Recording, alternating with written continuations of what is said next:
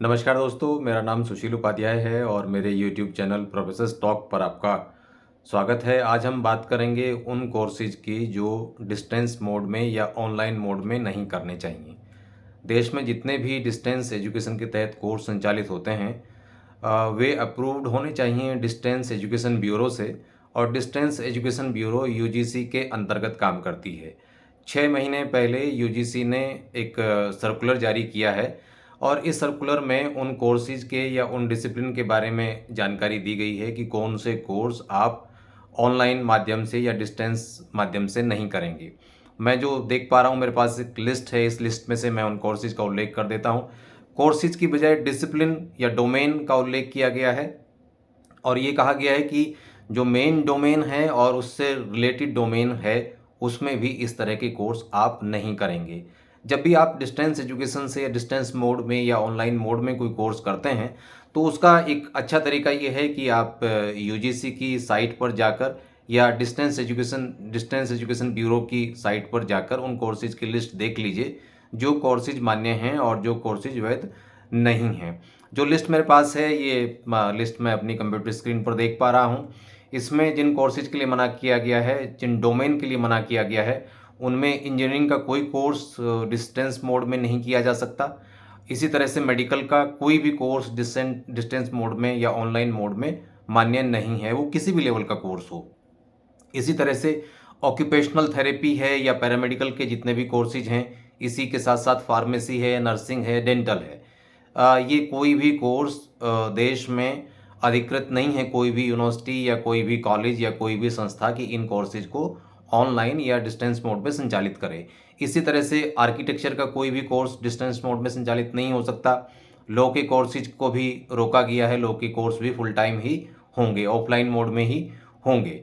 Agriculture के courses पर भी रोक लगाई गई है, ये डिस्टेंस मोड में या ऑनलाइन मोड में संचालित नहीं किए जाएंगे। इस तरह की अनुमति किसी भी संस्था को इन कोर्सेज के लिए नहीं दी गई है। इसी तरह से होटल मैनेजमेंट के कोर्सेज भी ऑनलाइन मोड में संचालित नहीं किए जा सकते। लेकिन यहाँ ध्यान रखने वाली बात यह है कि सामान्य जो प्रबंधन के कोर्स हैं, जिन्हें हम एमबीए या बीबीए कहते हैं, वो डिस्टेंस मोड में, ऑनलाइन मोड में कुछ खास प्रतिबंधों के साथ उनकी अनुमति दी गई है। इसी तरह से कैटरिंग टेक्नोलॉजी है, एयरक्राफ्ट मेंटेनेंस है, या फिर विजुअल आर्ट्स और स्पोर्ट्स से रिलेटेड जो भी कोर्स हैं, जैसे बीपी एड है, एमपी एड है, ये कोई भी कोर्स ऑनलाइन मोड में या डिस्टेंस मोड में नहीं होगा। हालांकि बीएड और एमएड की अनुमति दी गई है, लेकिन उसमें भी कुछ शर्तें लागू हैं कि किस तरह से आप उसको करेंगे। उसकी अवधि सामान्य से ज़्यादा होगी या उसमें कुछ अलग तरह के प्रैक्टिकल वर्क और ऑन स्पॉट ट्रेनिंग या फिजिकल जो ऑफलाइन ट्रेनिंग जिसको कहते हैं वो शामिल होगी। तो मैनेजमेंट में और एजुकेशन में, यानी एमबीए, बीबीए, बीएड, एमएड की अनुमति है, पर होटल मैनेजमेंट के कोर्स की अनुमति नहीं है डिस्टेंस मोड में या ऑनलाइन मोड में।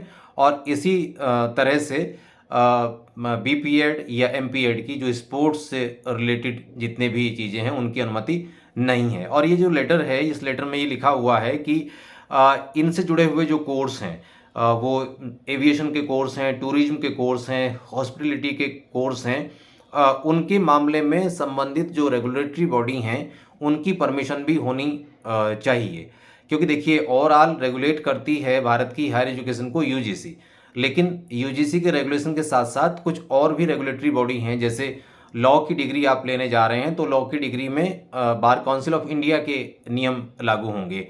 इसी तरह से फार्मेसी में आप डिग्री लेने जा रहे हैं तो फार्मेसी काउंसिल ऑफ इंडिया के नियम लागू होंगे। मेडिकल की डिग्री में मेडिकल काउंसिल ऑफ इंडिया के नियम लागू होंगे।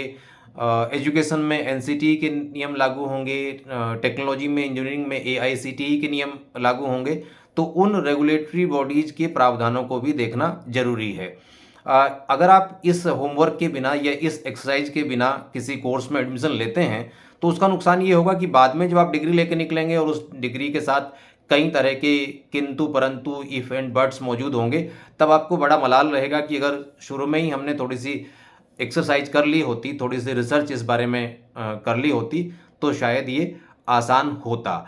आप इस बात पे मत जाइएगा कि 10 साल पहले कोई कोर्स डिस्टेंस मोड में या ऑनलाइन मोड में ऑफर किया जा रहा था किसी भी संस्था द्वारा, तो अब वो क्यों नहीं किया जा रहा है? ऐसा कोई नियम नहीं जो पहले किया जा रहा था वो अब भी किया जा रहा हो, क्योंकि हर साल इन कोर्सेज को रिवाइज किया जाता है या इनका दोबारा मूल्यांकन होता है कि कौन से कोर्स की अनुमति दी जाएगी और कौन से कोर्स की अनुमति नहीं दी जाएगी। सामान्य तौर पर जिन कोर्सेज में किसी भी तरह की मशीन, ह्यूमन बॉडी इन्वॉल्व है, जिसकी ट्रेनिंग के बिना वो कोर्स पूरे नहीं माने जा सकते। जैसे अगर आप मैकेनिकल इंजीनियरिंग में बीटेक कर रहे हैं, एमटेक कर रहे हैं या डिप्लोमा कर रहे हैं, तो जब तक मशीनें नहीं होंगी आप कुछ नहीं कर पाएंगे, तो वो कोर्स संभव ही नहीं है। हालांकि कुछ जगहों पर बीएससी प्रोग्राम इस तरह के हैं जो एप्लीकेशन मोड वाले प्रोग्राम हैं, जैसे कंप्यूटर एप्लीकेशन के प्रोग्राम हैं, तो उन प्रोग्राम्स के मामले में कुछ जगह पर कुछ खास शर्तों के साथ अनुमति दी गई है। पर अंत में मेरा सुझाव यही है कि जब भी आप डिस्टेंस एजुकेशन के किसी भी कोर्स में, चाहे उसका मोड ऑनलाइन हो और चाहे डिस्टेंस हो, तो जब भी आप एनरोल हों एक बार ये ज़रूर देखिएगा कि वो कोर्स वैध है कि नहीं है। उस कोर्स को डिस्टेंस एजुकेशन ब्यूरो ने अनुमति दी हुई है या नहीं दी हुई है, और आप इस अनुमति को ब्यूरो की वेबसाइट पर भी और यूजीसी की वेबसाइट पर भी चेक कर सकते हैं। मेरा ये वीडियो अगर आपको उपयोगी लगा हो तो इसको शेयर कर सकते हैं और मेरा चैनल ज़रूर सब्सक्राइब कीजिएगा। एक नई सूचना के साथ या एक नए सवाल के साथ हम फिर हाजिर होंगे। आपका बहुत बहुत धन्यवाद, बहुत बहुत आभार।